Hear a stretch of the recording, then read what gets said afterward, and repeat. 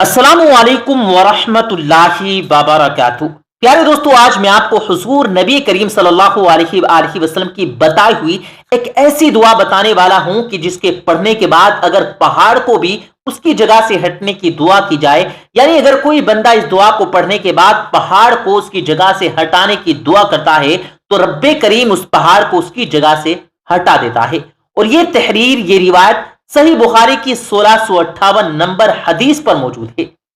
एक मर्तबा एक शख्स हुजूर नबी करीम सल्लल्लाहु अलैहि वसल्लम की बारगाह में हाजिर हुआ और फरमाने लगा, या रसूल अल्लाह, सालों से दुआ करता हूं लेकिन मेरी दुआ बारगाह इलाही में कबूल नहीं होती। उसने कहा कि आखिर ऐसा क्यों है? तो मेरे नबी करीम सल्लल्लाहु अलैहि वसल्लम ने इरशाद फरमाया, क्या मैं तुझे एक ऐसी दुआ ना बताऊं जिसको पढ़कर अगर तू पहाड़ को उसकी जगह से हट कर दुआ करेगा तो अल्लाह तबारक व तआला पहाड़ को उसकी जगह से हटा देगा। उस शख्स ने अर्ज की, या रसूलल्लाह सल्लल्लाहु अलैहि वसल्लम, जरूर इरशाद फरमाइए। तो मेरे नबी करीम सल्लल्लाहु अलैहि वसल्लम ने वो वजीफा, वो अमल उस बंदे को बताया। चंद दिनों बाद वो बंदा फिर हुजूर की बारगाह में हाजिर हुआ और इस मर्तबा वो चंद भेड़ बकरियां लेकर हुजूर की बारगाह में हाजिर हुआ और कहा, या रसूल अल्लाह, ये तोहफे कबूल फरमाइए। नबी करीम सल्लल्लाहु अलैहि वसल्लम ने पूछा, ये तोहफा आखिर किस लिए? तो उस शख्स ने कहा, या रसूल अल्लाह, जो दुआ आपने मुझे बताई थी मैंने उसे पढ़ना अभी शुरू ही किया था कि अल्लाह ने मेरी जो बरसों की दुआ थी उसे कबूल कर लिया। सुभान अल्लाह। एक मर्तबा आप भी कमेंट बॉक्स में सुभान अल्लाह, माशाअल्लाह जरूर लिखिएगा।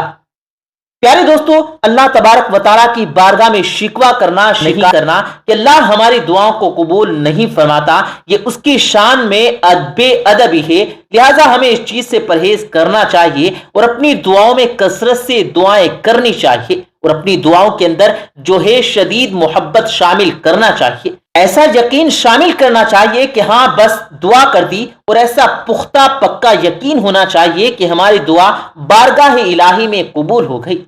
जब कोई दुआ कबूल होना मुश्किल हो जाता है, जब कोई दुआ बार बार करने के बावजूद कबूल नहीं हो रही, तो बहुत से लोग हैं जो ये कहने लग जाते हैं कि अल्लाह हमारी दुआओं को कबूल नहीं फरमाता। उनके दिलों में शक पैदा होता है। इसलिए प्यारे नबी पाक ने ये दुआ बताई और हुजूर की बताई हुई दुआ तो झूठी हो ही नहीं सकती। उनकी जबान से निकला हुआ हर कलमा सच्चा है और बारगाही इलाहियत में कबूलियत रखता है।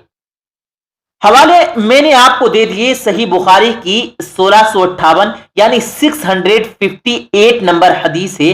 आप चाहें तो इस तहरीर का रुख कर सकते हैं और अल्लाह ताला आप पर कुरान में खुद इरशाद फरमाता है।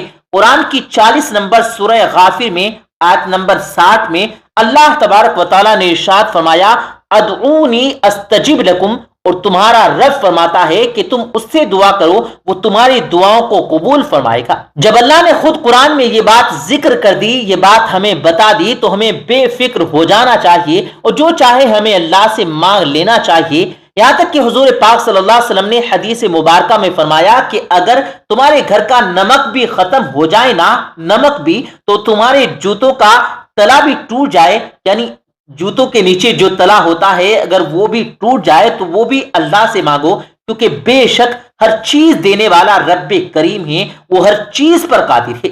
इन्नल्लाह अला कुल्ली शैइन कदीर, तुम्हारा रब जो है वो हर चीज पर कादिर है, तुम जो चाहे उससे मांग सकते हो। और एक शख्स ऐसा है जो चाहे कितनी ही वजीफे कर ले, कितने ही अमल कर ले, उसकी दुआ कभी बारगाह इलाही में कबूल नहीं होगी। वो शख्स है माँ बाप का नाफरमान।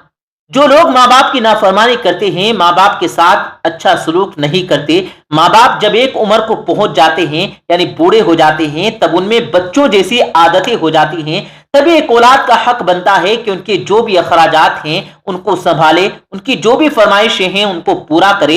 इसी को सही मानों में फर्मा बरदारी कहते हैं। कुछ लोग बीवी की बातों में आकर माँ बाप को ओल्ड एज हाउस यानी जहां पर बूढ़े लोग रहते हैं वहां पर छोड़ आते हैं। ऐसे लोगों की ना तो दुआ कबूल है, न सदका कबूल है, ना ही ऐसे लोगों के ऊपर अल्लाह तबारक व तआला की रहमतें नाजिल होती हैं, बल्कि अल्लाह और उसके रसूल ऐसे लोगों पर लानत भेजते हैं।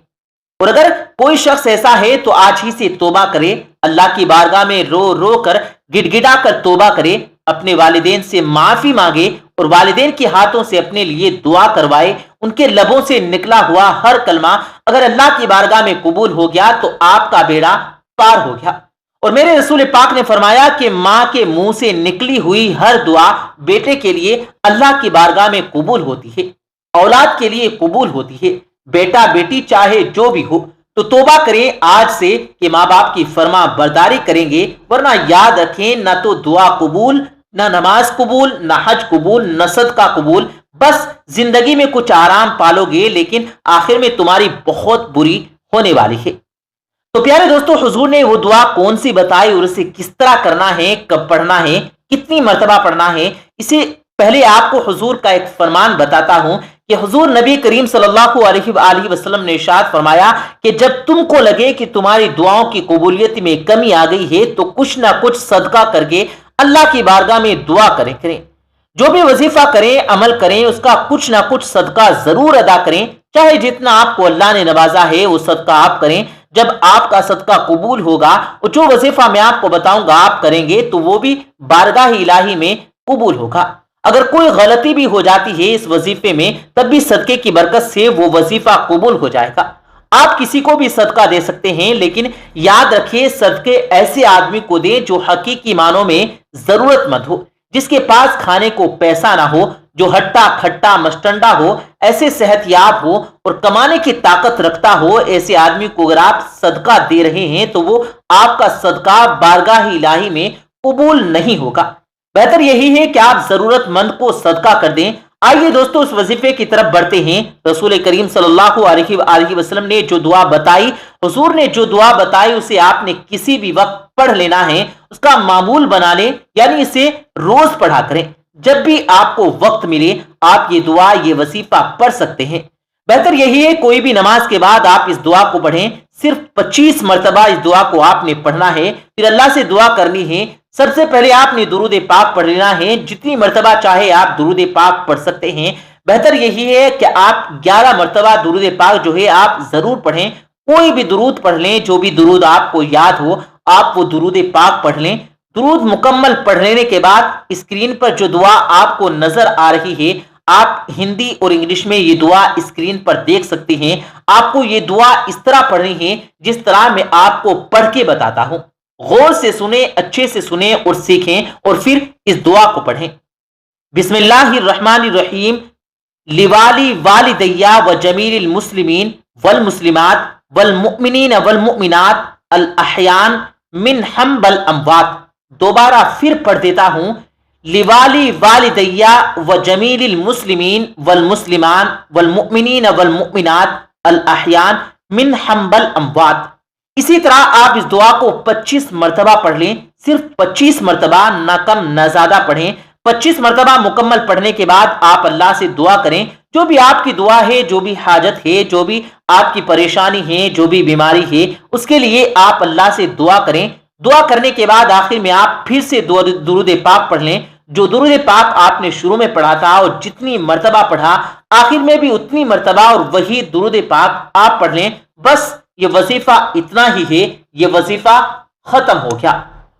بس اللہ تبارک و تعالیٰ کی بارگاہ میں وہ دعا اس طرح قبول ہوگی جیسے درود پاک قبول ہوتا ہے، یعنی درود پاک آپ جب بھی بڑے مقبول پڑھتے ہیں وہ مقبول ہوتا ہے اور آپ کی وہ دعا بھی اللہ کی بارگاہ میں مقبول ہو جائے گی۔ تو امید کرتے ہیں دوستوں کہ ہماری آج کی ویڈیو آپ کو پسند آئی ہوگی۔ ویڈیو اگر آپ کو پسند آئی ہے تو ویڈیو کو سب سے پہلے دل سے ایک لائک کریں، زیادہ سے زیادہ ثواب کی نیت سے اس ویڈیو کو اپنے دوستوں تک شیئر کریں اور مزید اسی طرح کی ویڈیوز دیکھنے کے لیے ہمارے YouTube چینل کو بھی ضرور سبسکرائب کریں۔ ہم ملیں گے اگلی ویڈیو میں، تب تک کے لیے اللہ حافظ۔